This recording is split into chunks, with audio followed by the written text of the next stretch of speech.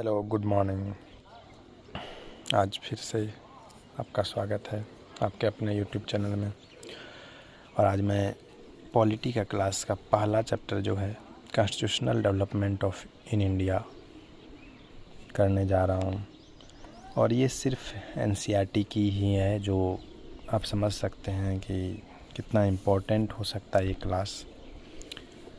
काफ़ी शॉर्ट में बताएंगे, जो कि सिर्फ जो ज़रूरी पार्ट्स है, क्योंकि एग्ज़ाम में भी जो है काफ़ी कुछ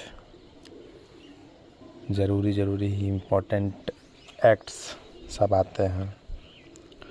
तो पहला जो कॉन्स्टिट्यूशनल डेवलपमेंट है वो ईस्ट इंडिया कंपनी जब इस्टेब्लिश हो रही थी तभी की है वो। उसके बाद कुछ इवेंट्स हुए जिसमें जो है गवर्नेंस का जो है फंक्शनिंग का स्टार्ट जो है कब से शुरू हुआ। तो सबसे पहले जो है लैंडमार्क जो कॉन्स्टिट्यूशनल डेवलपमेंट हुआ था वो था रेगुलेटिंग एक्ट 1773। तो उसमें क्या था कि उसमें पहला जो याद रखने वाली चीज़ है कि ये ब्रिटिश पार्लियामेंट में पास हुआ एक्ट, और to control the affairs of East India Company in India. मतलब इंडिया में ईस्ट इंडिया कंपनी को कंट्रोल करने के लिए एक्ट बनाया गया था, रेगुलेट करने के लिए एक्ट बनाया गया था। और दूसरा पॉइंट है कि पहली बार जो है ना इसको ये रिकॉग्नाइज्ड हुआ, पॉलिटिकल और एडमिनिस्ट्रेटिव फंक्शन जो कंपनी की थी उसमें उसको रिकॉग्नाइज्ड किया गया था। और फाउंडेशन हुआ था सेंट्रल एडमिनिस्ट्रेशन इन इंडिया का। और उसके बाद तीसरा ये पॉइंट है कि एक्ट क्या के elevated governor of Bengal Warren Hastings to governor general. मतलब पहले गवर्नर ऑफ बंगाल था, उसके बाद गवर्नर जनरल बना। और उसके बाद क्या क्या subsume the presidency of Madras and Bombay under Bengal's control. मतलब उसको जो हटाकर बंगाल्स के कंट्रोल में लेते आया पहली बार। और उसके बाद इस एक्ट से और भी है 4 एडिशनल मेंबर जो गवर्नर जनरल ऑफ बंगाल का सर्व कर रहे थे वो कलकत्ता काउंसिल में आया। और काउंसिलर जिसको जाना जाता था काउंसिल ऑफ 4 के नाम से। उसके बाद सुप्रीम कोर्ट भी बना था इसी एक्ट से, जो कि 1774 में बना था। और ये फोर्ट विलियम्स इन कोलकाता में बना था, फोर्ट विलियम्स में, जिसमें एक चीफ जस्टिस और 3 दूसरे जज थे पहली बार। और ब्रिटिश जज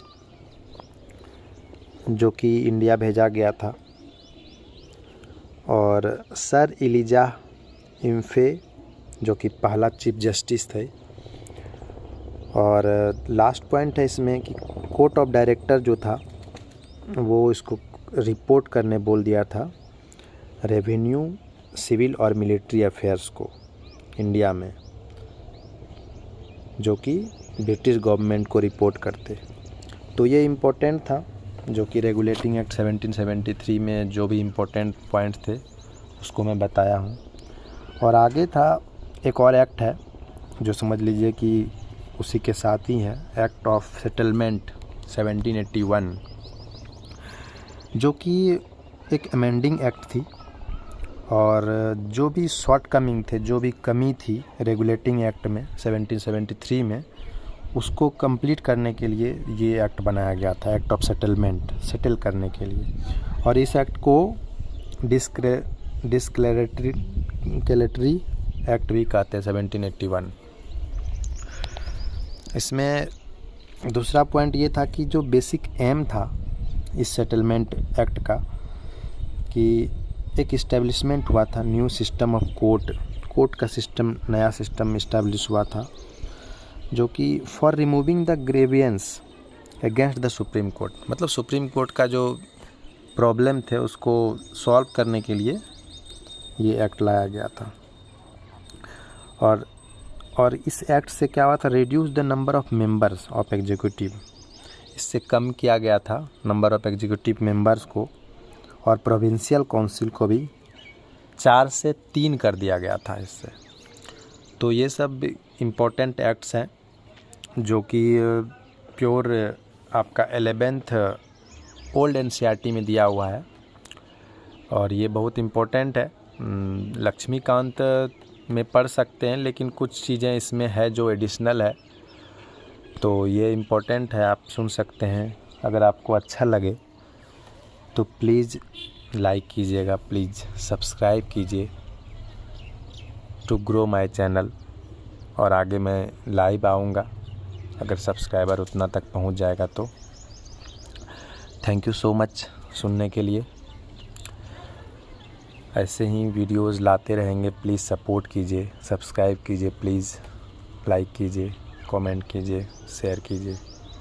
थैंक यू।